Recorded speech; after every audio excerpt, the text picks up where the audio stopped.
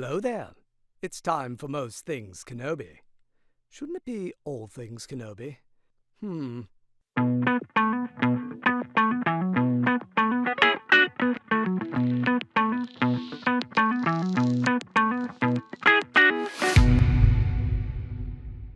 Hey everyone, welcome to another episode of Most Things Kenobi, a podcast about Obi-Wan Kenobi and all things Star Wars. I'm your host, Leanne.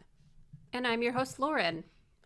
And before we go any further, major spoilers for the Mortis Arc in the Clone Wars series ahead. So if you have not seen this arc, seen this episode, any of them, turn back now if you don't want to know anything, because this is a spoiler-heavy episode. Yeah, we're going to talk about it all. Well, this week we are tackling the first episode in the Mortis Arc, and it's going to be one of 3 parts. Mm-hmm. So the next 2 weeks we'll do the other 2 episodes in the arc, because this is a massive arc and a massively important one. Yeah. In all of Star Wars, really. It kind of really put a new spin, a new perspective on things. It did. This arc is crazy. It is so crazy. I just in this one first episode, I have, like I told you, I hand wrote 5 pages of notes because there's just so much there. Where do we start? Let's give a brief synopsis. Okay. So the Mortis Arc is basically Anakin, Obi-Wan, and Ahsoka end up on this Force world. A world that isn't really there, but it is. And it's just controlled and heavy and deeply... what's the word? Deeply steeped in the Force. Mm-hmm. And all of it basically hinges on the fact that the entities that live and control this planet know or suspect that Anakin is the chosen one, and there's plenty of tests and things that go on that are mind-boggling and crazy and a lot of foreshadowing, and it's very artsy, and it really pivots the Clone Wars and Star Wars in a completely different direction. Personally speaking, the Mortis Arc is where I said this show is different from any other Star Wars show, movie, media of any kind. This was the arc that did it. Well, because it kind of moves from being just a fun space adventure where you learn new powers to being like, this is where the root of the power comes from. Yes. And it was a little bit mind-boggling. Like, you go through this crazy adventure, and by the end of the 3rd episode, you're not even sure you understand what happened. No, so much happens to each of them. Obi-Wan, Anakin, and Ahsoka. They go through so many personal trials or personal changes. Yeah. I mean, massive changes. I mean, I think Obi-Wan goes through the least amount of changes out of the 3. Yeah, he seems to just be like riding the wave. He's just trying to hang on. Exactly. But Ahsoka and Anakin are like, their life changes after this. I mean, literally. Yeah. No, I was just going to say, like, how do we even dive into this? Because it's just... That's why we're taking it piece by piece. Like, one episode at a time, because it's heavy. Yeah. It is deep. And you were talking to me about some interesting points that I hope you bring up today on the episode.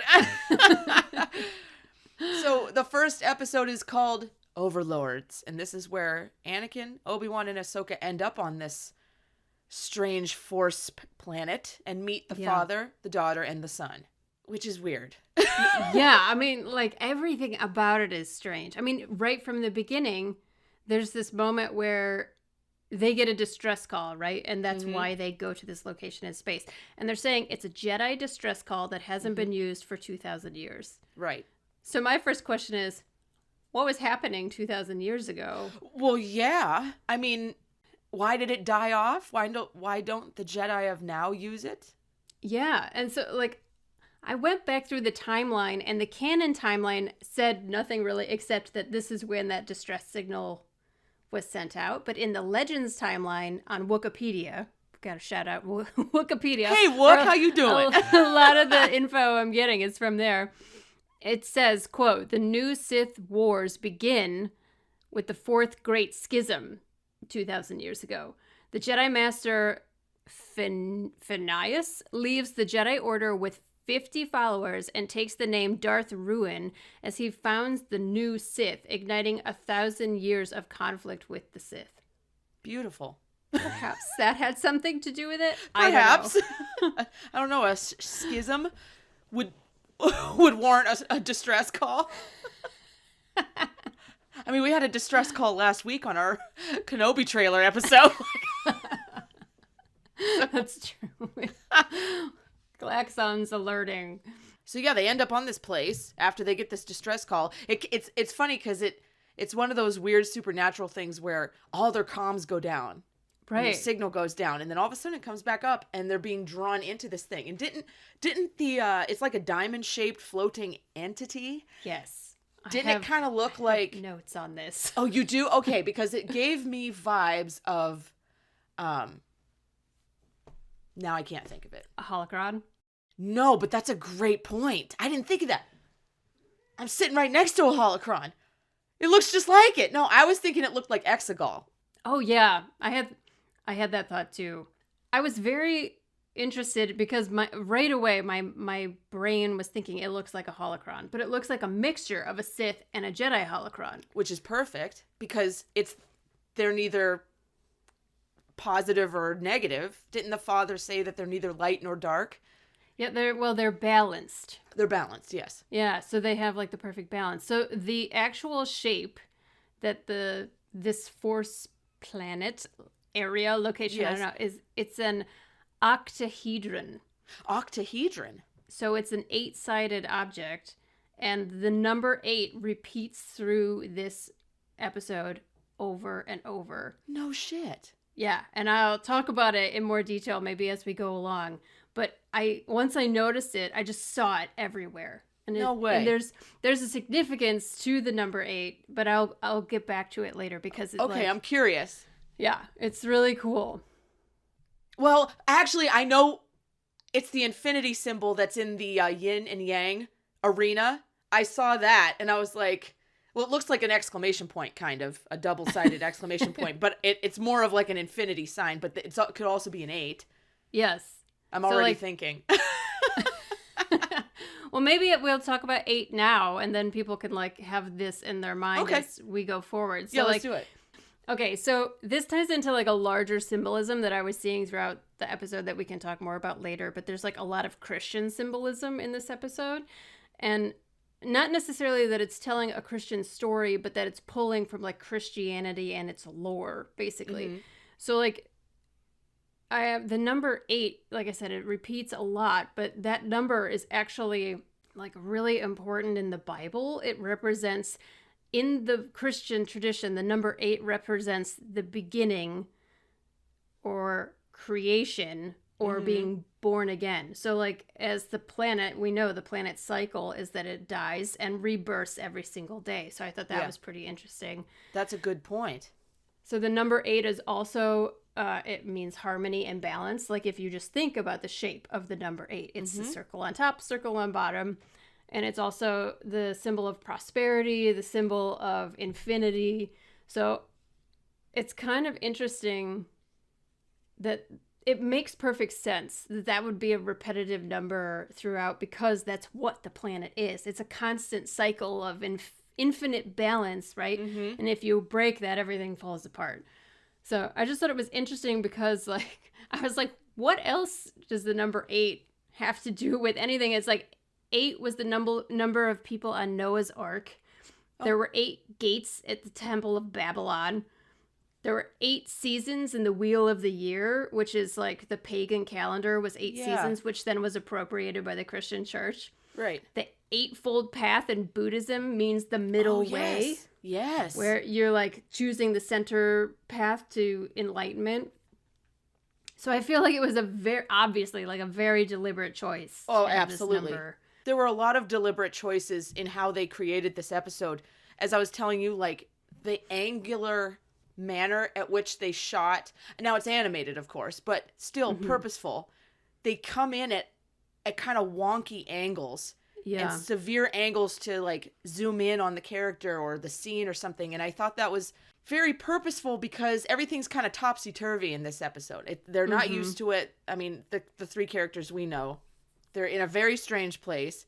Very strange things are happening. It's repeated over and over. And they have visions and force abilities, and everything's very strong there. But it's just a little off kilter. Mm-hmm. And I thought it was kind of interesting rewatching the episode and looking at it from an artistic standpoint that, you know, removing myself from the story because I know it so well. Mm-hmm. That it was so herky-jerky, oblong, kind of coming at an angle, coming at varying paces to zoom in on a character or a scene. And I think it added to the overall feel of something just isn't right here. Yeah. And gives it kind of an ethereal feel to it in just the manner in which they constructed each scene. I love that you're tapping into that because, like, you didn't go to film school. And that is a technique. That's like a cinematography technique. And so, like, the fact that you feel that and like became aware of it proves that, like, cinematography is a universal language. Yeah. And it's what you're talking about. It's called a Dutch angle, where they like twist the shot. So it's like, it means that the ground, which would be like a straight line, is tipped like at an angle, which indicates being off kilter, something is off center, something isn't quite like moving with the flow of our natural everyday occurrences. Yeah. So it's like, it's the perfect episode for them to use that because it's so crazy. It's pretty cool because you just got done describing the harmony of the number 8 and the symbolism of the balance of the number 8 and how we see it throughout the episode. And then it's completely contrasted by the herky-jerky, what was it called? The technique? Oh, the Dutch angle. The Dutch angle. Yeah. I just... It's so a cool. Well-done episode, and we haven't even talked about the story yet. Right. Well, and like, it implies that, like, regular, quote-unquote, regular people like Obi-Wan and Ahsoka and Anakin, like, they're uncomfortable because these Mortis force wielders, they're like gods. And so it's for a regular mortal person to be there, it's like very unsettling to experience that kind of power. To be caught in the middle of it. And I love that they use the cinematography. I wonder if there's different cinematography for Anakin, Ahsoka, and Obi-Wan compared to like the father, the daughter, and the son. I didn't even pay attention to that. That'd be I didn't either, but guess we'll have to rewatch it. Darn. No problem. With pleasure. Well, it like you said, they are like gods. They're much taller. They're much more powerful. They have, I mean, the sister comes across as friendly at first, but they're all cautious, especially Ahsoka. Yeah. Very distrusting. But it's one of those things where you think of like Greek gods and goddesses. They're revered, but also you have to be careful around them and respect them because they're very dangerous. Yeah, because even the sister, like when Anakin touches her, her she's voice like, changes. Yeah. Yeah. So it's like she is selfless because the Force, like, it's the difference between selfish and selfless in their nature. And like, she may be selfish or selfless, but she's definitely got passion and she has feeling about things because you can tell she's in later episodes, she's very heartbroken. Yeah. So it's like, she still has a scary side, even though she's the good one, you know? Yes. And we see it later on. It's really evident when they're in the arena and the father is putting Anakin to the test to see if he's the chosen one. Mm-hmm. She's kind of like this, what is it, like a Gryffindor? A winged like bird. What are they called? A phoenix, kind of? A phoenix with... scary. She's light in color. Yeah. And kind of, sparkly, but she wields some strong powers. And then of course the son, which is the complete opposite of her, he's evil and selfish and self-serving, and he's like almost a bat. Yeah, it's with like a gargoyle. Yeah. So terrifying. And she has green eyes, he has red eyes. I mean, it's all this like contrasting color to point out one's good, one's bad, and the father is kind of the balance. And that's the point of the episode, is that he's dying and he has to keep the balance of his son and daughter, the light and the dark. And Anakin is the chosen one, and the old man believes that Anakin should replace him. And I have thoughts on that. Yes. I'm jumping ahead. But I have thoughts. I know. I'm like, same. Well, let's go back to when they first meet the daughter. I want to say the sister. She's also a sister, but she's I know the daughter. I always call her the sister, and that's not right. But because I guess the sisters are the Inquisitors. Yeah. Right. So, but she is a sister. she is. We're not denying her that title, but I love Anakin's like, get a load of this one, like, because it's like, where the hell are we? What are we doing here? How did we get here? And who the hell are you? Is basically what the three of them do in like the first, and they bring out their lightsabers and Ahsoka's ready to fight and Obi-Wan's just like, need to calm down. Well, Obi-Wan's face when the sister appears, he's all like, oh, hello there. Yeah, he does the beard thing like, this could get interesting in a good way. I mean, also the same man who looked away when they were at Hondo's little tavern and there was a dancer. A lady dancing on the table. So don't pretend, Obi-Wan. We know. But yeah, she shows up and leads them to what's supposed to be the father, and things go haywire real fast. Yeah, and she like stops leading them anywhere. Because the son throws a rock at him, basically. I mean, it's chaos. It's chaos between the sister and her brother. I can't imagine living with them and only them on this planet. That old man father had to have been at wit's end. I mean, no wonder he wanted to just bow out and give it to somebody else, Well, that's one of my thoughts is like he tells Anakin that this is all yours. This could all be yours. It's like, no one wants this. No, nobody wants this, especially after just meeting this mess, but we'll get to that. But my favorite line, honestly, and it's because of so much symbolism, is if we just stick together, we'll be okay. Yeah, I that have Obi-Wan that highlighted. says. Yeah, it's really sad and terrible foreshadowing. Yeah. For what ends up happening to all three of them, ultimately to the end of their lives. Yeah, and it seems like every time they get separated, something terrible happens, and like right up, like you said, to the worst ultimate moment. Yeah. I just like love the aesthetic of Mortis. The floating mountains. The floating stuff, yep. Oh my god, it's so beautiful. And the way like the nature in the episode is really interesting to me because I noticed that even the colors of the nature match the son and the daughter. So like she's green and gold and white, and that's what the color of the green like leafy vegetation. And then it's like Obi-Wan even says that the seasons change with the time of day. Mm-hmm. And then everything starts to rot and decay, and it turns red and almost looks like it's bleeding, and then it dies and disappears. And disintegrates, basically. Yeah, and then I noticed when they were walking in the morning, they actually regenerate as almost like spirits. They're like trees that look like they're glowing spirits. Yes, and I thought that was a cool effect. Yeah. I've always loved the aesthetic, yes.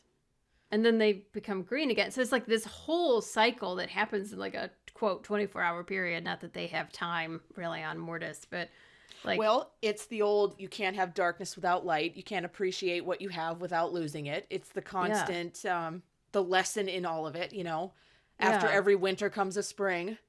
And it's like beautiful, even though it feels a little bit dangerous and scary at the same time. Oh, sure, because at night there's literally lightning and they got to throw a thunderstorm in there just for kicks.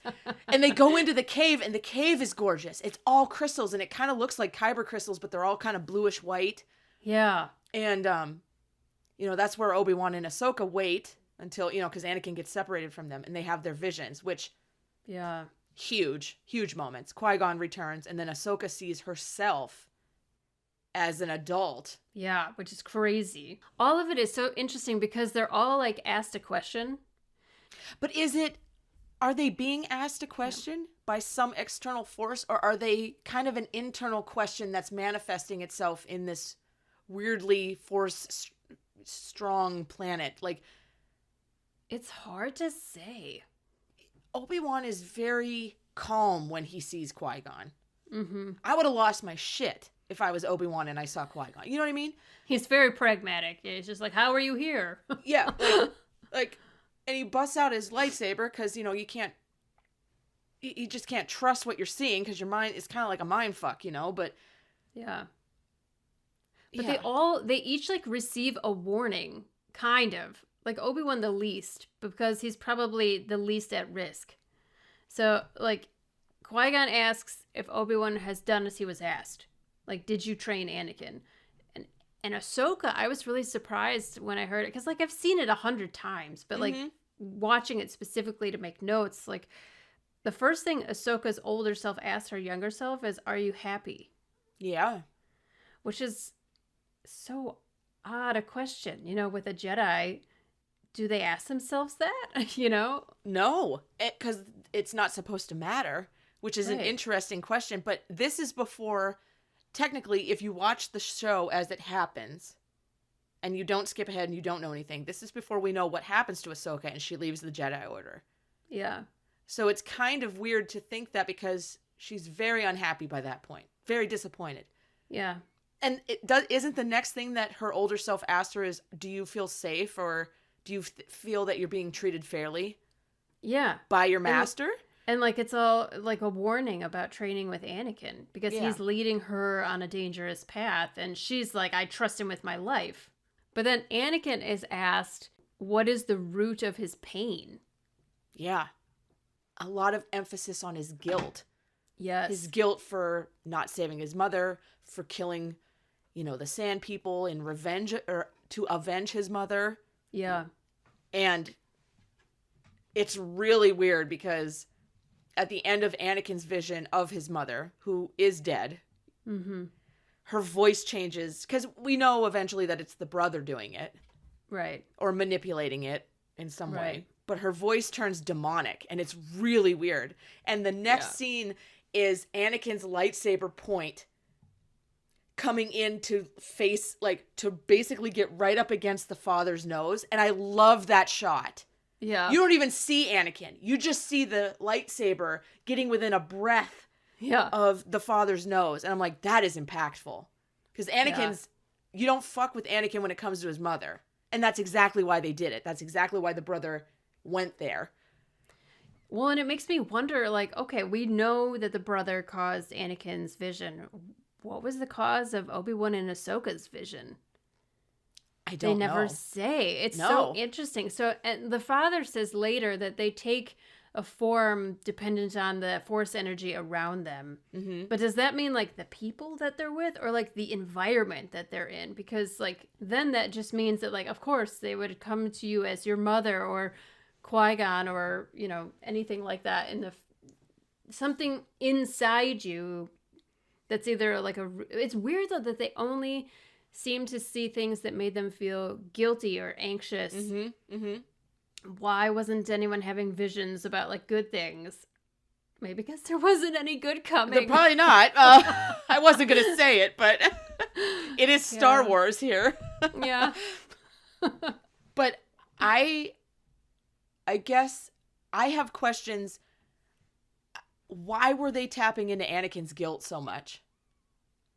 Yeah, because I don't understand when they make Anakin perform the challenge. The father says, like, release your guilt, choose Obi-Wan or Ahsoka. I don't understand how that releases his guilt. That's my question. You asked my very exact question. I don't understand how that would help.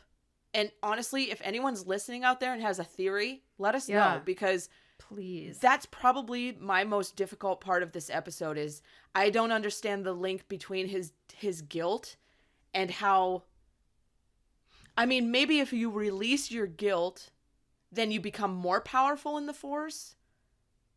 But the brother is literally trying to poke at Anakin to stir him up, right? But it's Anakin's anger that makes him fail in life, we'll say. It's not his guilt, because if you feel guilty, you feel some sort of repentance, right? Like you're sorry for what you've done. And a lot of times Anakin's not sorry for what he's done. Yeah. He feels it's justified. Yeah, that's a really good point. Why he's terrible. He's interesting because of it, but that's what makes Darth Vader so effective, is that he's not guilty about anything. Yeah. Doesn't feel an ounce of guilt. When Anakin says to his mother, vision, Mm-hmm. that he fears what will happen if he lets go. Yeah. And she's, as she's turning into a demon, is saying that Padme is a confuser. She's causing you to be confused and go down the wrong path, which is like kind of not wrong, but like it's not Padme's fault that Anakin is the way he is. So it's like whatever that object of obsession would have been, Anakin would have been single-minded about that, you know? So it just happens to be Padme.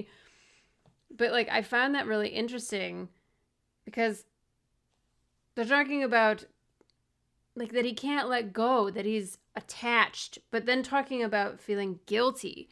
And I was really having trouble kind of like connecting those ideas because he doesn't say he feels guilty about being attached. No, in fact, he says, Padme is my everything. Yeah. I'm married. I have a wife, you know? Exactly.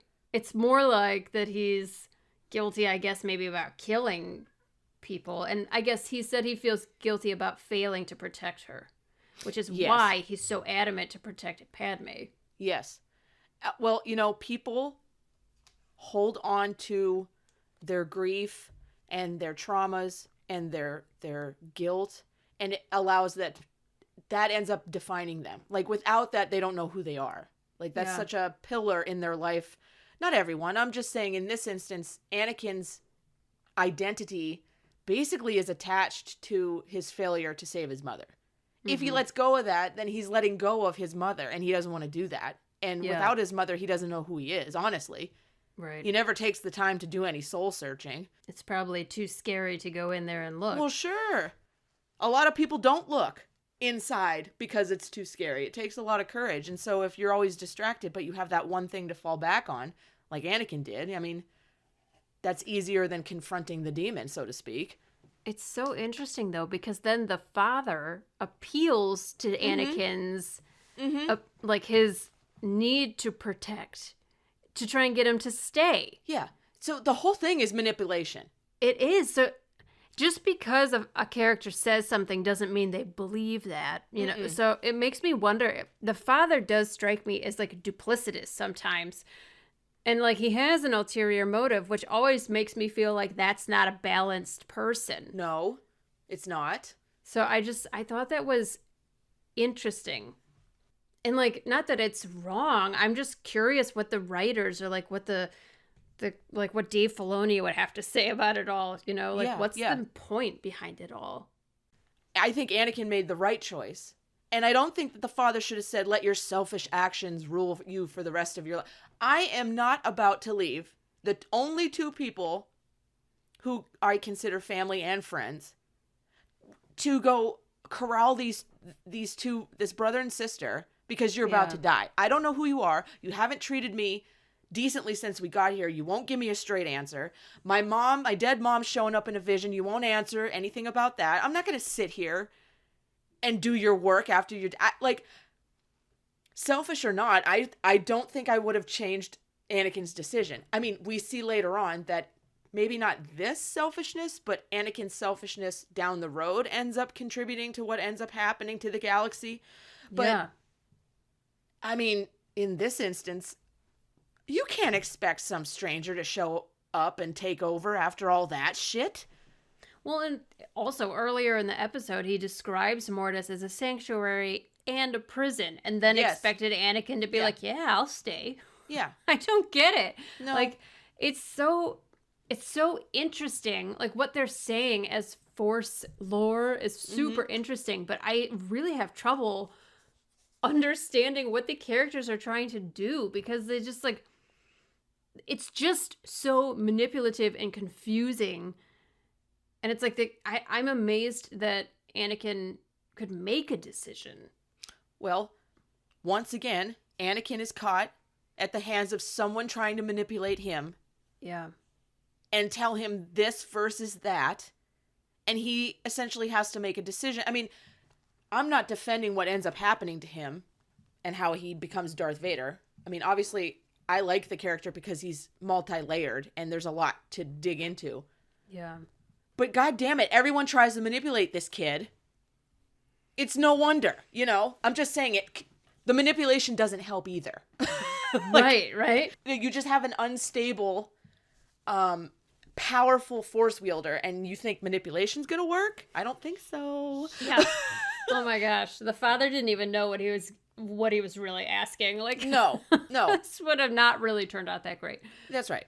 Well, and I guess playing into this, at the very end, the very last shot, Anakin gets into the shuttle takes off and flies away from the monastery, and the Vader theme plays in the background a little bit. So it's like, honestly, it seems to me like damned if you do, damned if you don't, no matter what his decision would have been. So he might as well have gone with the decision that his intuition was telling him to follow, you know. Well, if he would have stayed, he would have ended up leaving. Or destroying everything. Or that. Because it's a horrible, the two powers, he would have needed to be more powerful than both the son and the daughter in order to control them. And he was able to do that for a moment, but that doesn't mean he could have done it for eternity. Yeah, and how about Obi-Wan's face when he was watching Anakin do it? God. The realization that swept over that man's face, like, holy shit. Well, did you notice his face looked like he was all, like, evil looking with his face half in shadow? And it was it's crazy. And Ahsoka, I mean, the whole thing, Obi-Wan saying, save Ahsoka. Ahsoka saying, don't do anything this old man's telling you to do. Yeah. I find it interesting that both Obi-Wan and Ahsoka don't trust these people right off the bat. Yeah. But, like, Obi-Wan is still super snarky when the son first appears to him. I love it. Until the son mentions and says, like, is he the chosen one? Then he, like, and he's draws like, how do his you know lightsaber. this? Yeah, and it's like, fuck you, man. Like, who do you think you are? Yeah. Yeah. But, like, Ahsoka is, like, ready to, like, kick ass and take names later. This is like, why we right love from, her. Right from the beginning. I mean, she's a woman who's on a mission at all times. She doesn't rest. This is why we love her. Like, she's ready to defend her dads at all costs. Like, but let's talk about some symbolism. Number one, the throne where the father sits. Did it remind you of the world between worlds in Rebels? Oh yeah. It had the offshoots and the circles with the triangle. Yeah. Almost Horcruxy, if you're a Harry Potter fan. You know what I'm saying? Yeah. Triangle with the circle and the stars and the, you know, like, thought that was a little symbolic. I definitely agree. Which you don't catch that unless you've seen Rebels and then go back and watch it. You know what I mean? Yeah. And there's also, like we said earlier, the infinity or the 8 symbol with the circle in the middle of the yin and the yang, where the arena, where Anakin does the test in the arena. Yeah. Yeah. And in that arena, there's also 8 spires. Oh. 8 spires and 7 platforms. And 7 is the number. 7's also a very symbolic number. Yeah. Is it the Archangel's number or something like that? It's like the. Well, it's very symbolic in religious stuff as much as the number 8. So. Yeah. I thought that was very interesting. Yeah. And so I thought that those. I don't even know what to describe them as. Like, the thing the father was sitting under to me looked like a giant scale. Like balanced scales. Which makes sense, yeah. Yeah, and then like lining that platform leading up to him that Anakin walks down, they look like scales, like on a smaller level. There are 8 of those as well. And then in the entryway, walking into the monastery, there are 8 rocks in a circle, like Stonehenge-y kind of, that Anakin runs through and up the stairs into the monastery. Yeah. So, like... Interesting. 8's just everywhere. They went for it. There. I kind of love that, though. Yeah, it's really cool. Like I said, I don't think they're trying to, like, say this is Christianity. I think they're pulling from different religious backgrounds to kind of explain the Force, because the Force is kind of like people have called the Jedi and the Sith religions, so to speak. So the very first thing that, like was a slap in the face. No, not a slap in the face. But the thing that stuck out to me was when the daughter says, we are the ones who guard the power. We are the beginning, the middle, and the end. Mm-hmm. And that's like Revelations. There are like 2 quotes from Revelations that say, I am the Alpha and the Omega, the first and the last, the beginning and the end. And then there's, I am the Alpha and the Omega, says the Lord, who is and who was and who is to come. Yeah. And I was just like, bah, Mortis. Yeah, and you could say that's Obi-Wan, Ahsoka, and Anakin. The one who was, the one who is, and the one to come, which is Ahsoka, I would say. I just thought it was so interesting. Like, it was very obviously, it was like very purposeful, I would say. That was like a direct like reference. Also, the son has cloven feet like the devil. You're like right. I hate human, those. His human form. I don't cloven like that. feet. It's really like that. creepy. Super creepy. It's one of those details I can't stand when they do on any character. It just weirds me out. Anyway. I used to play this game back in the 90s on a computer called King's Quest 6, and I think it permanently damaged my brain. There used to be a Cyclops that would walk around like in this like catacombs, and it would go clop clop clop clop clop clop. It would scare me because you eventually had to go defeat this thing. But the sound of the cloven feet really That's did something to my terrifying. brain. Anyway, total aside. Anyway. That is 1996, y'all. it's like right up there with, what is it, Oregon Trail. Oh yeah, you remember some sounds so distinctly, right? From those yeah. early games. You'll just never forget it. So the brother has cloven feet, yeah. Yeah, well, and then like the number 8 is a religious number. I just thought it was very interesting. Everything seemed like all these references were very deliberate, and they were placed throughout the story.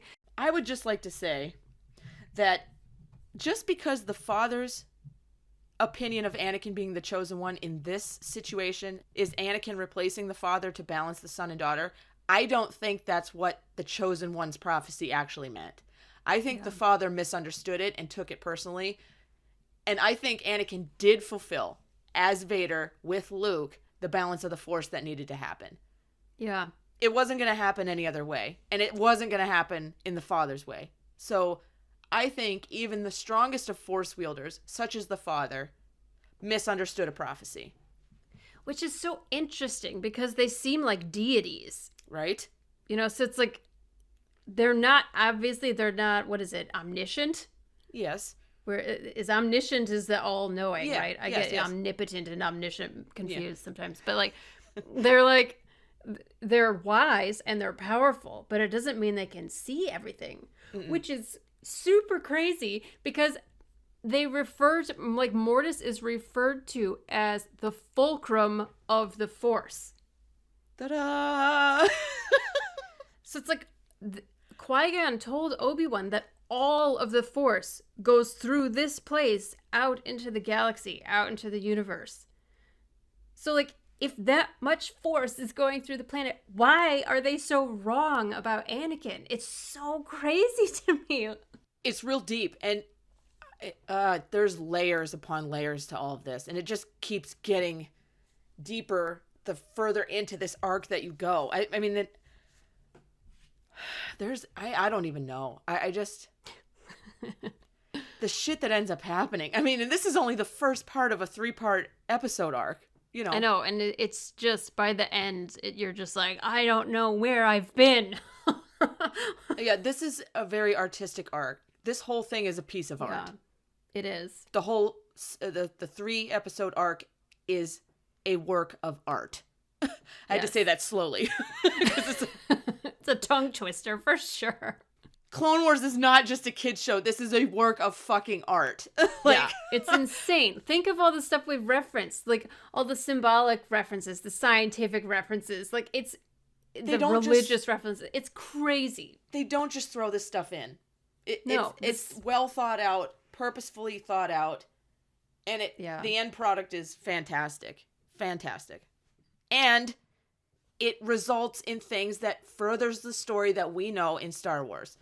Yes. It's not frivolous. Yeah. No, it's not. And that's the thing I always tell people when I like freak out and I'm like, you've got to watch Clone Wars. It's so good. I'm always thinking of the Mortis arc. Like, when you get to that arc, your mind is going to fucking explode. You think it's a good show, and then you get to this arc, and your jaw hits the floor like mine did the first time I ever saw this arc. And I said, I rewound certain scenes over and over and over on my DVR machine or whatever it was. Like, I can't believe they did this. Like, I can't believe they went there. I can't believe they made this happen. I can't believe they put this in there. Like, it's just over and over and over. It's crazy. I can't wait to talk about the next couple episodes, too.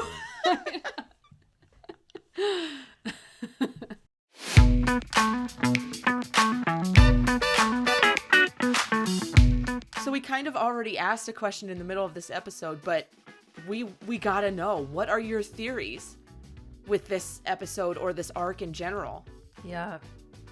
Did we bring up anything that it struck a chord with you, or do you have differing opinions and theories on this stuff? We want to know, because we have literally zero answers to any of it. So and I think that's on purpose. I think they left it open for us to theorize on things, and that's the fun of it. So give us your theories. We would love to hear, because this would be such a fun subject to talk about, like, with the fans in like a Zoom call or something. Yeah, that would. Oh my gosh.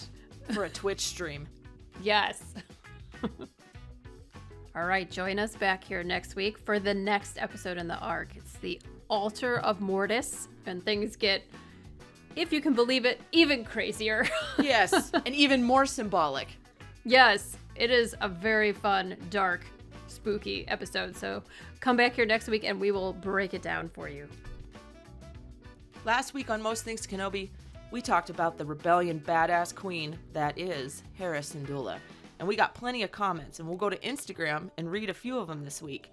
Final Pins 1804 says, "This was a great episode. I wanted to add that Hera and Kanan are cool because their relationship with each other is not their main identity. They're more complex." And Final Pins, we totally agree. That's one of the things I think we even mentioned, is that it doesn't define them. It just is part of them. Their relationship is much more than that, and I'm glad you agree. EJC112 says, "Just rewatched Rogue One about an hour ago and was thinking about this, because we know that the last arc of Rebels takes place around the time Jedha is destroyed, meaning she, Hera, is fighting almost immediately after losing Ezra and not long after Kanan's death. The woman is unstoppable. 100% EJC. And our dear friend Jenny Marie Studio says, "Yes, Hera deserves all the love," and we could not agree more. Thank you everyone who commented. Thank you so much for joining us here on the Most Things Kenobi podcast. Remember to follow us on Tumblr, Twitter, and Instagram, and don't forget to subscribe on your favorite podcast player. And don't forget to rate us on Spotify and Apple, if you would be so kind. And if you haven't yet, go visit us over at mostthinkskenobi.com. We have a pretty awesome website for you. So until next time, my space twin, may the Force be with you. Always.